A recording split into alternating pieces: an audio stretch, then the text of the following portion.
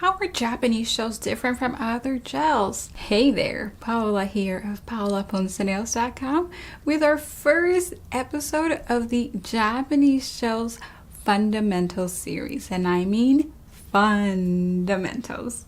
Pun intended. Okay, that was corny. In this series, you can expect to learn all about the why of Japanese shells and also the how-to of troubleshooting common nail tech mistakes or issues with the use of soft gel only, specifically Japanese gel. Since announcing the start of this series, a few of you have asked if this will be like MGN, my online program, and the answer is no. In MGN, if you're familiar, I take you by the hand through my exact method of application for all of my salon services. In other words, I take you step by step through the application technique of my Japanese gel overlays, extensions, and nail art. So if you're already in MGN, this will not be that kind of learning step by step. It will definitely be more supplemental. Again, the why and the how to troubleshoot your common mistakes. If you're new to this channel, all of the upcoming episodes to the series will guide you into what Japanese gel is and why it's been such a game changer for me and almost 300 other students who've already made the switch. By the way, MGN stands for Master Gel Nails, and at the end of most episodes of the series, I'll briefly take you through a quick breakdown of what the program is all about. Today we will be answering the big question of how are Japanese gels different from other gels. I'm going to give you 5 defining characteristics of Japanese gel that makes it stand out from the crowd. So grab a sip, pen and paper if you're old school like me, and cozy up to this first lesson. I'm so excited to get started.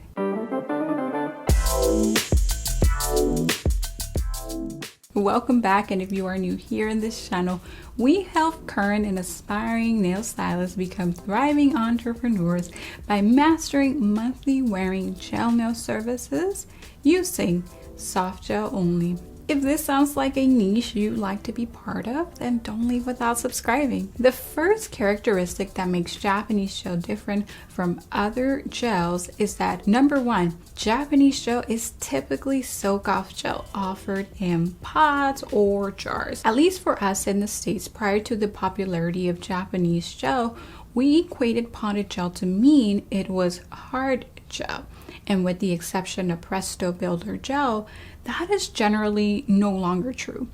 Every brand of Japanese gel I've ever worked with has been soak-off. And by soak-off, I mean that you can dissolve your gel nails with acetone in order to remove them from your natural nails or your clients.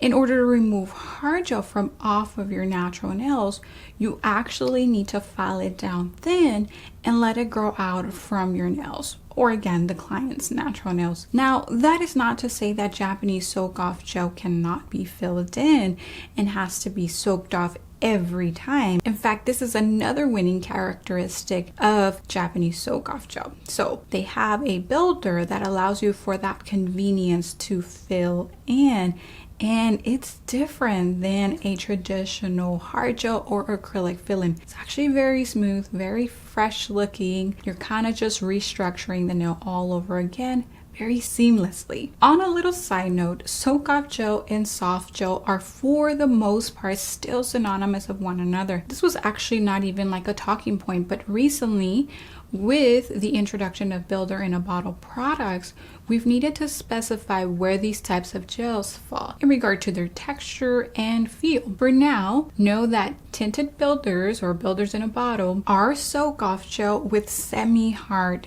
texture. So it's kind of hard to call them soft gel because most people will kind of get a little confused. I'm like, wait, do you mean soft, like really bendy? No, we mean that they're soak-off gel and their texture is semi-hard. So they bend and flex just a bit with the nail. And for the big question of whether pot or bottle, I'm a potted gel girl all the way unless it's a pedicure, in which case I am reaching for both my bottled foundation gels and colors. So to recap, Typically, all Japanese gel is primarily potted soak-off gel with a primary texture of soft and semi-hard finishes. We can also say soft gel, so just know that you can use that terminology to describe whether the product is soft or its texture is it flexible. Remember, both of these textures, soft or semi-hard in a Japanese gel, are flexible, and it is why they work extremely well on the nails. A soft gel texture will be more bendy, while a semi-hard one will be more rigid. Okay, so it's less likely to bend, but there is still some flexibility. I'm telling you, Japanese gel or soft potted gel formulas are quite unique. Number 2, soft potted gel systems like Japanese gels are a do-it-all system. First, I want to define what a system in nails is. A system can usually refer to a broad category of product types. Under the broad category, there are also subsystems. Japanese gels fall in the broad category of soak-off gel. And remember what we learned earlier, we can also say soft gel. So soak-off gel or soft gel are the broad categories. So what do I use? You'll often hear me say Japanese soft gel systems versus Japanese soak-off gel systems. Both are correct, but I think Japanese soft gel systems just kind of rolls off the tongue a little better. So let's take a broad category system like acrylic.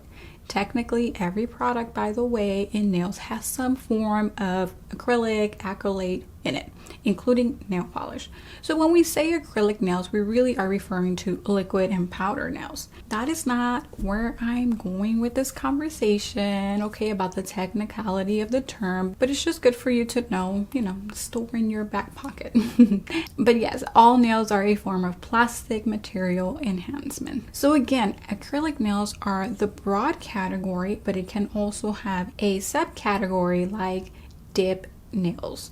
All dip is fine acrylic powder adhered or cured onto the nail with a resin in the form of a glue or gel. Now, onto my point. It is a common misconception that you cannot use soft gel, aka soak-off gel, to build extensions. Oh, yes, you can, my friends. Hear me out. And I'm not just talking about the soft gel après system or, full coverage system. No. I'm talking like almost sculptured nails. Japanese gel brands offer strong builder gels that you can use to extend the natural nails. And I mean strong.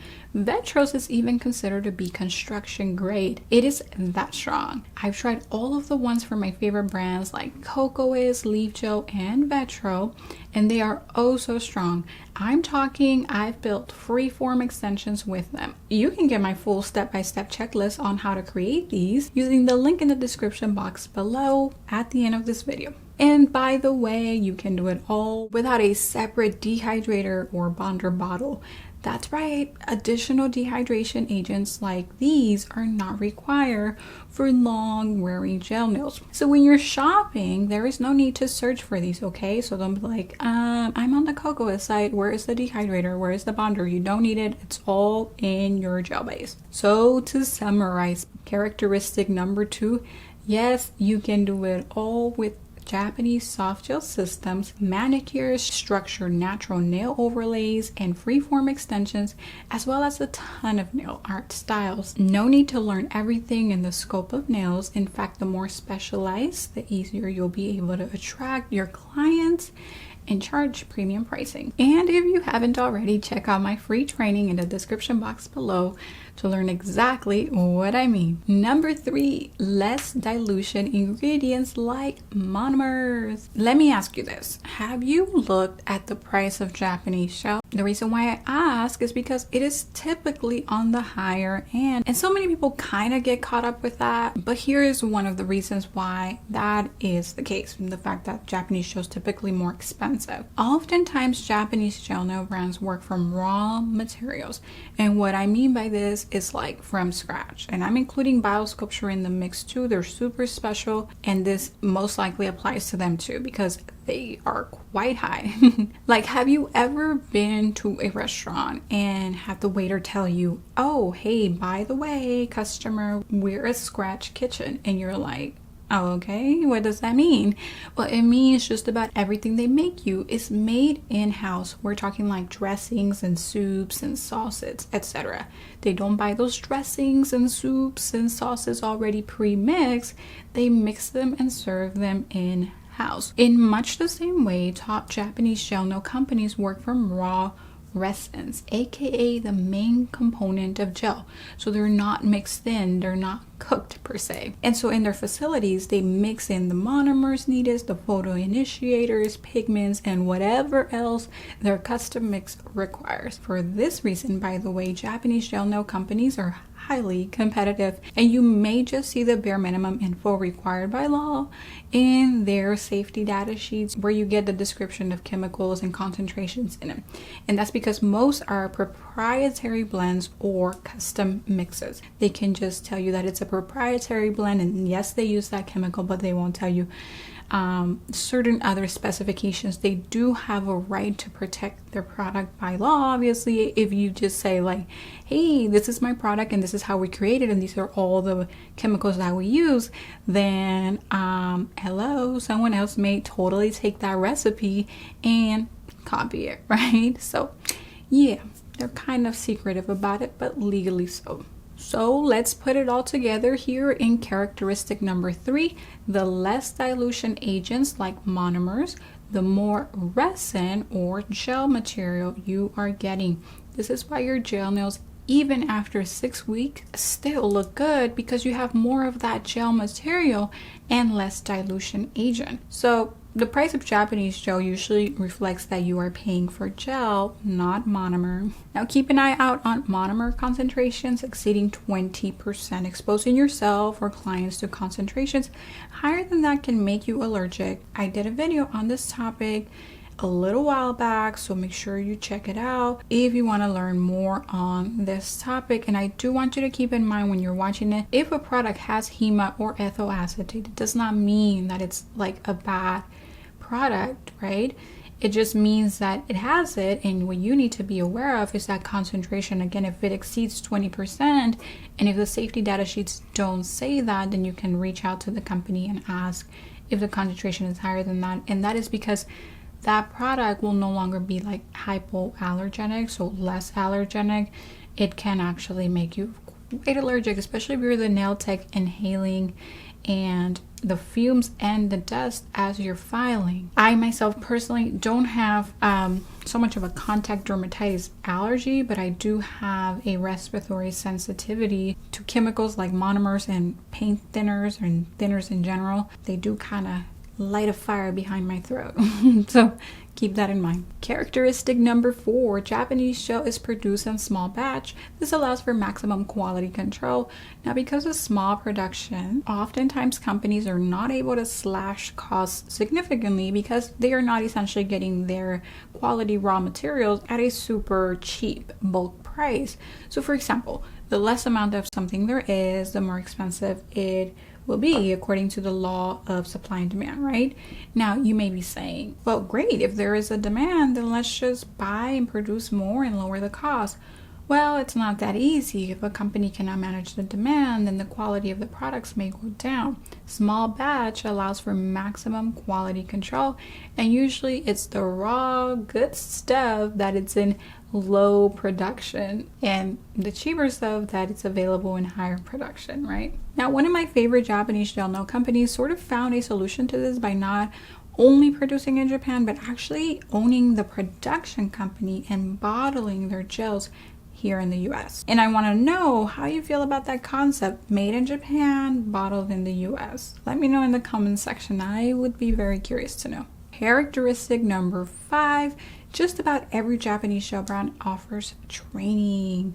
Okay, this last characteristic of Japanese gel, I think is my favorite of them all, and it really sets it apart from the competition, and that is the education offered behind their brands. How many brands can you think of right now that are available to us here in the States that don't offer education and simply say like, hey, this is our brand, take it. Now I want to be clear, their products are for professional use and they are professional grade, but a license is not required to buy. I'm not totally opposed to this because after all, their products are responsibly made, generally non-toxic and hypoallergenic, but the fact that most of them offer a curriculum for those who want to go that extra step to ensure proper use and long wear is a big plus for me.